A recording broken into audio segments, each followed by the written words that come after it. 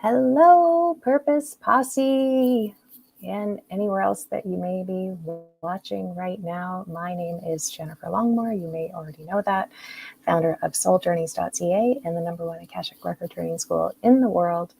Today, we are going to be talking about the 5 reasons your offers may not be selling.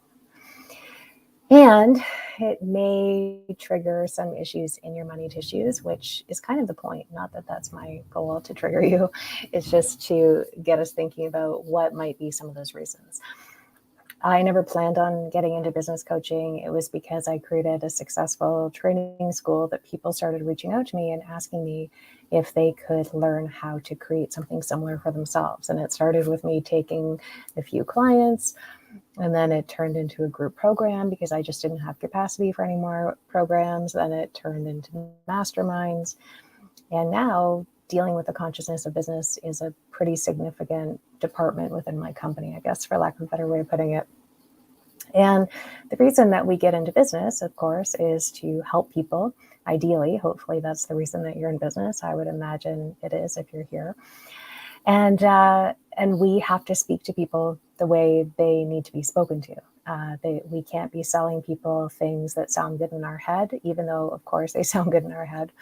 We have to find a way to package it up in a way that people can understand. And we know, and we hear this a lot. In fact, I just saw it the other day. Some dentist called his business Dentist Near Me, which was super smart because that's what people are typing into Google, right? Dentist Near Me. And he decided to capitalize on that SEO.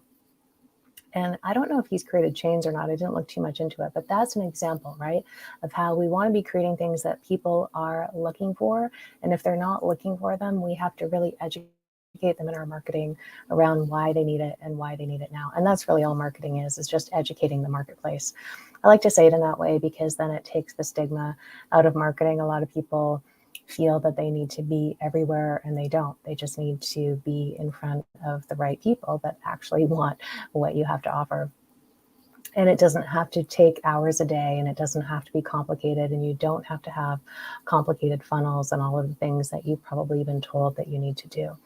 But you do need to find a way to speak to people. And I know this firsthand because, look, as healers, we love our jargon. We speak jargonese better than probably most industries. We love to talk about crystalline this and quantum that and frequency and divine masculine, divine feminine. We use all these terms, and there's nothing wrong with that.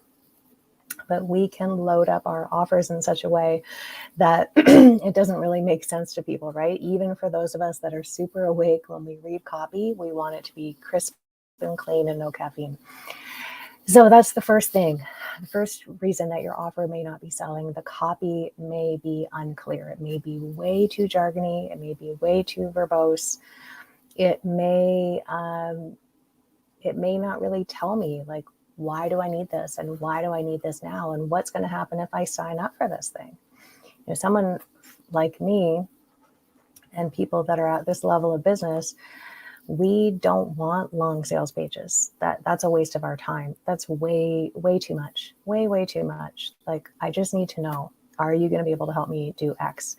And I'm a quick buyer. I'm very decisive, and anyone that's truly embodied in their CEO energy is very decisive. They don't need a lot of copy. That being said, and to my point, my next point, which is that we have to speak to the right people, not the people that are not ideal, right? So if someone is targeting me as someone in their market and they want to work with someone who's 7 figures, 8 figures higher, they have to understand our buying psyche. They have to understand what we're looking for. And they have to understand how long or how short any copy or any outreach or any webinars or any of those kind of things need to be, right? Someone like me is not signing up for challenges. I don't have time for that. I just need to know, do you have something that can help me or do you not? I'm busy. I'm making a lot of decisions today. I'm leading my team. I'm helping my community. I'm creating content. I'm shooting videos. I'm recording podcasts. I'm doing whatever I'm doing. But I don't have time to scroll through a sales page for 30 minutes and read 78 testimonials. If you notice who responds to that, it's people that need a lot of convincing.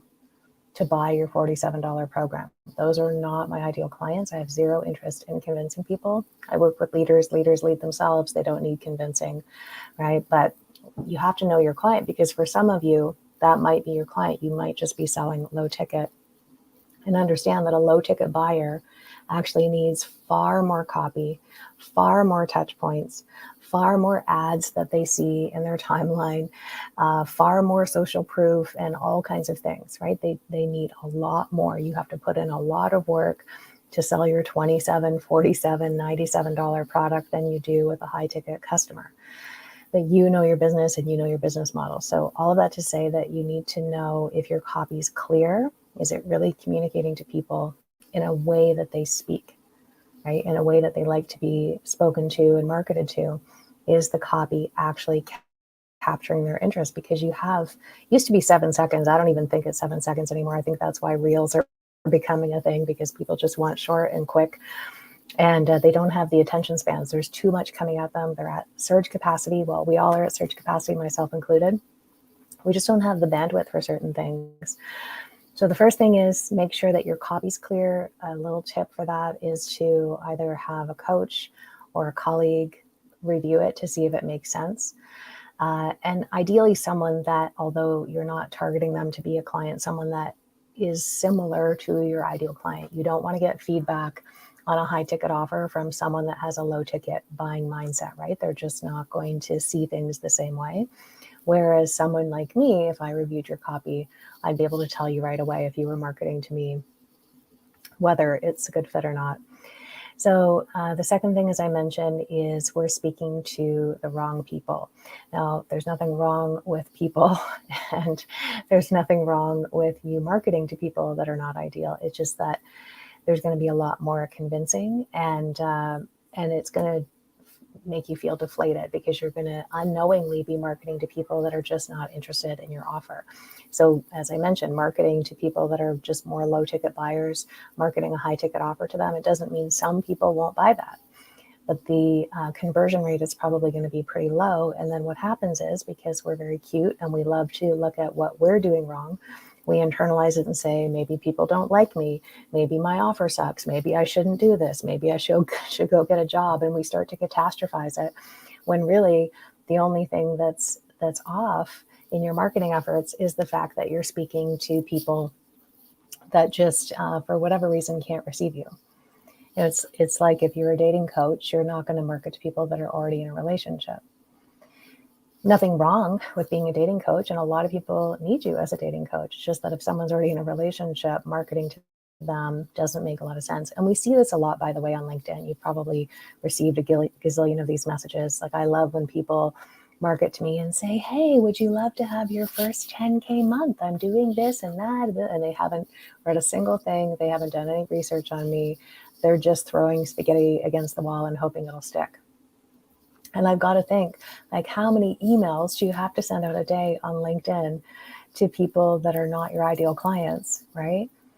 Like, what is the conversion for people that are just flinging spaghetti against the wall? Now, I will say that, and I've shared this with you before, that I don't work well with struggle bunnies. Some people are really addicted to struggling.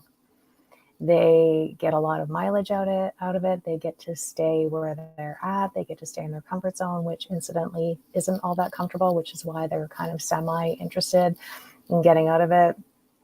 They're going to tell you the big, long story about all of the things they had to sacrifice to buy your $47 product, and everything in between. That is not my ideal client. And yet I speak to them because I hate seeing people suffer, and I hate seeing people buy into the illusion, which is a product of the matrix, that they're lacking, that they're limited, and all of the self-destruct tapes that they consciously and unconsciously program us with, right? So I know that what they're experiencing is just ultimately, if we drill it right down to the root, is a product of the matrix. And so I want to support them in extracting themselves from that, and yet I can't do that heavy lifting for them. Right. And so a lot of times in my copy, or even on Facebook Lives, I've caught myself going off on a tangent, realizing I'm speaking to someone that no matter how many times I hit them over the head with the universal 2x4, they're just not going to rise up because they either don't want to, or they don't have the capacity to, or they're still getting something out of being in that struggling, suffering place.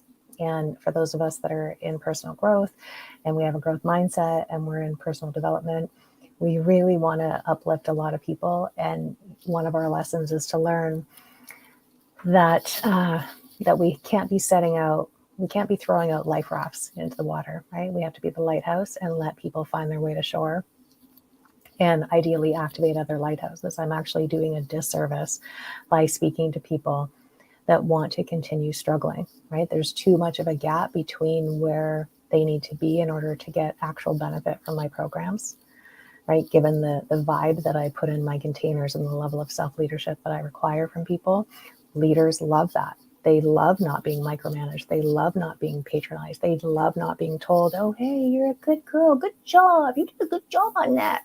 They don't want to be talked to like that, right? And so the leaders in my space appreciate that I'm not speaking to struggle bunnies and I'm not energizing that. But for people that are addicted to struggling, and I expect people to lead themselves as the CEO of their life and their company, there's too much of a disconnect, right? So it makes no sense for me to market to them. The third reason that your offers may not be selling is that you're selling the transformation and not what they want. So similar to my example of the dentist, and he called his practice Dentist Near Me, which I think is super smart. We will sell people the transformation. Oh, when you do my program at the end, you're going to feel more peaceful. You're going to have more love in your heart. You're going to be smiling more often. People don't want that. They don't want that. They like that. They know they need that, but it's not what they're searching for. They want to create more of something and they want to create less of something. They want to clear blocks. They want to create more money.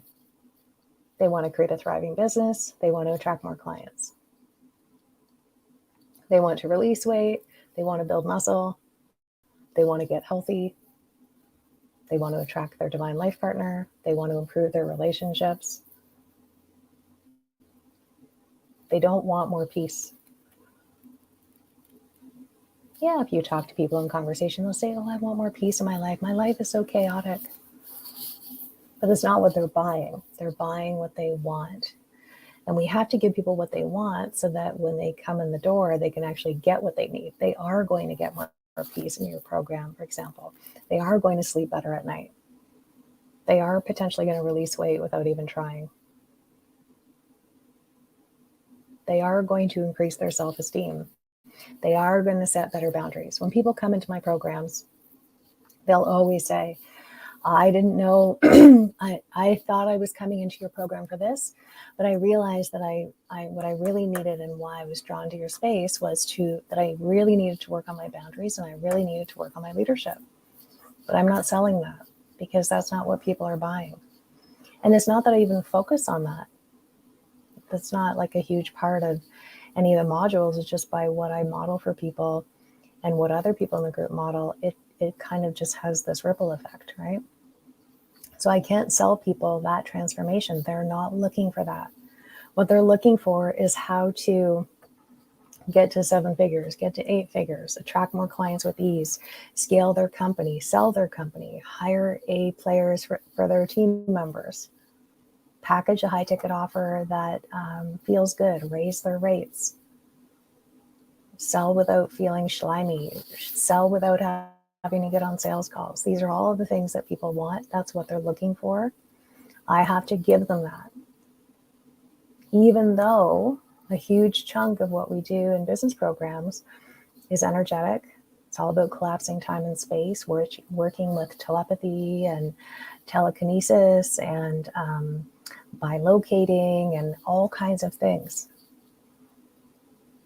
Turning ourselves into the vortex so we get to just be and create and be the artist of our life and our business. I can't tell people that. You're going to feel lighter when you come into my program. This is the copy we see all the time, right? From healers and light workers and people in the transformation space. Either that, or we see really outdated emulated sales pages from bro marketers because they see it working for them. And even though it feels gross, and even though they know it doesn't feel aligned, they try to do the whole run to the back of the room type of strategy on a sales page and buy now and act fast and have a little clock ticking on the sales page saying you've got 4 hours and 32 minutes to buy such and such, and all of the different scarcity tactics that are out there. And it doesn't mean scarcity is bad. We have to use it to a certain degree because that's how the human mind thinks. It needs to know that it's running out of time. It needs to know that that's not going to be there forever. If they think they can just buy such and such whenever they're in the mood, whenever it's convenient, they'll never step into it. The reason why they're stuck, the reason why they're not where they're at is because they just keep waiting. They're not requiring more of themselves. They're not deciding. There are certain things that help people decide, and scarcity, when done ethically, is an okay strategy. I wouldn't over rely on it, but it's good for people to know that, hey, this thing isn't going to be around forever. This price isn't going to be around forever. The way I look at it is I'm giving people a high five basically for saying yes to themselves. You're going to say yes to you, I'll say yes to you. If you're going to sit in indecision and keep whining to everyone about how you're not where you want to be, I'm going to need to let you stay there. I can't have people come into my programs like that, especially since most of what I do now is masterminds. Could you imagine being in a high-level mastermind and having someone that's whiny and not leading themselves and constantly complaining that they're not getting results when they know damn well why they're not getting results? Because they're not taking a single action. It's like what people, I overhear these conversations at the gym all the time. I'm not losing weight working out with you. I'm gaining weight since I've trained with you. No, you're not doing the work, or you're doing what most people do, and you're using the logic of, hey, I worked out for an hour today, so therefore I can eat a whole jumbo block of cheese and a baguette and a bottle of wine with zero consequences, right? It's that same kind of mindset. I can't have that energy in my programs. It's hugely disrespectful to the other leaders in my space to invite someone in that isn't at the level of business acumen and emotional and spiritual maturity and professional maturity to step into that space, right? So it's not just about me and what I can handle. It's about me honoring the other people in that space as well.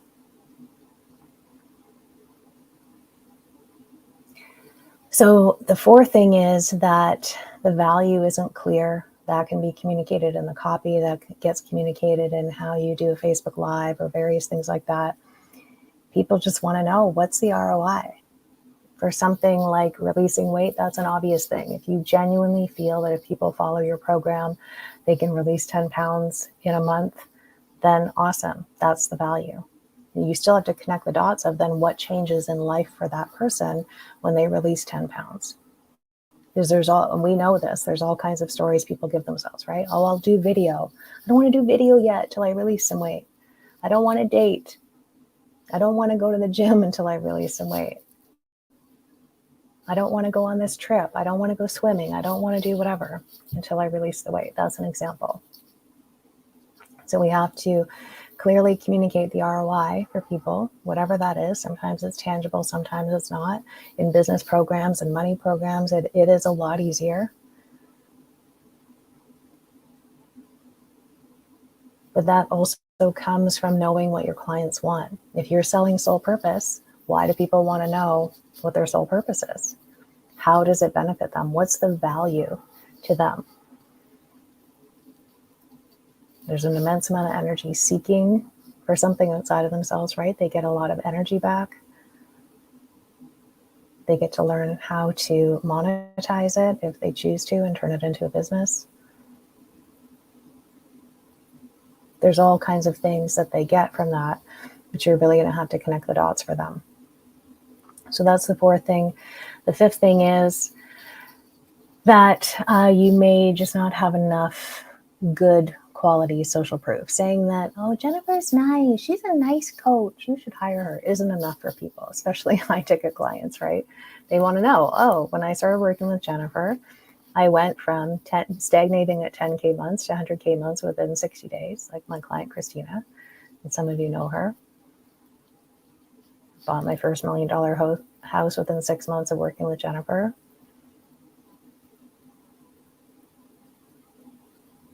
or Elise, who you've heard about. Elise is an expert in the Purpose Posse, quit her job. She's now making every month what she used to make an entire year. In less than a year, that happened. She's not working hard. She's not creating endless streams of content, but she got results very quickly. My other client, Vivian, went from stagnating at 10K months to having 150K a week within 30 days of joining. Then she started attracting multi-million-dollar bonuses with a company that she attracted as a client. All of that stuff happened very quickly. These are the social proofs that I'll share with people to say, hey, there's something special that we're doing over here. There's some things that are being activated. And high ticket clients are going to look for that. They want to know, it's not enough to like me. And I don't need people to like me. And of course, not everyone likes me. I don't need that. What I'm saying is that I can just have a bunch of testimonials on my sales page or on my website saying, Jennifer's nice. I've known Jennifer for a long time. My life has changed because of working with Jennifer. That doesn't work for people. What works for people is knowing specific things. Within a week of joining such and such program, I lost more weight than I was even promised to lose within the first week. I'm so thrilled with this program. I recommend it to anyone. The eating plan was easy. I didn't have to compromise all kinds of things. I didn't have to work out 18 hours a day. They're going to tell all the things. That's the kind of stuff, because it's not enough for me to say to you, you should trust me. I believe it, and I know you believe that about yourself too, right? But for me to say, hey, I've got this thing that can help you. You should trust me. It works. I believe it. And that does help, right? When I'm embodied in the offer and I'm really confident that I can help someone get results if they choose to get them, if they choose to lean into the space and be coachable. It's a whole other thing to see that other real people that can actually be contacted to have it verified that they are agreeing that, yes, I got these results, and I definitely attribute it to the methodology that I was working with Jennifer on. That goes way further with people. So there's a few other things that, and we'll talk about this another day. There's a few other things that can move the needle if your offers aren't selling, but I'm giving you this now, and I've given you some tangible guidance, I guess you could say, and some tips, right, on how you can start moving it. And you can be with this and maybe journal on it throughout the day or the next few days to say, okay, what part of this do I feel? Intuitively, you're going to know, based on what I shared today, if there's an offer that you have that's just not clicking for people, that it's one of these 5 things that I shared with you. So selling the transformation versus what they actually need, what they're Googling for, what they want, I should say, not what they need. Speaking to non-ideal clients, having unclear copy, not clearly communicating the value, and not having enough social proof that actually helps people see that, hey, if it worked for them, it can also work for me as well. So I hope that helped. If you are already an established business owner and you're ready to make your next quantum leap, I have solidified actually my quantum growth methodology, which helps people really make some pretty significant leaps like what I shared, right? So being able to make in a month what you used to make in a year. So basically making your new, your money ceiling, your new floor, I should say, moving through stagnant income ceilings, right? Especially for a prolonged period of time. Like my client who used to make 150K a year. And then one day she just casually mentioned to me, oh, hey, I just booked 750K worth of business over the last 90 days. And I was like, what? Why aren't we celebrating this? Why are you just bringing it up in passing, right? So these are the kind of things that we can do together. I have 3 pillars to assess whether you're actually set up to leap really quickly and consistently and without all the wobbles in between. And if you're not, I'm going to give you practical strategies and guidance and show you exactly how to fortify each of these pillars so that you can keep leaping and have it actually be fun and not have it be scary, not have it create a trauma response in your body. So if you would like to qualify for one of those, just pop a me, meaning raise your hand or say me, in the comments, and I'll reach out, or someone from my team will reach out and let you know how we can set that up. It's pretty quick. It's high value. You're going to definitely get activated to some things, and really ultimately see the possibilities and make sure that you're aligning to your highest timeline. So I hope this helps, my friend. I look forward to seeing you next week. Have a great rest of your week, and I'll see you soon. Bye for now.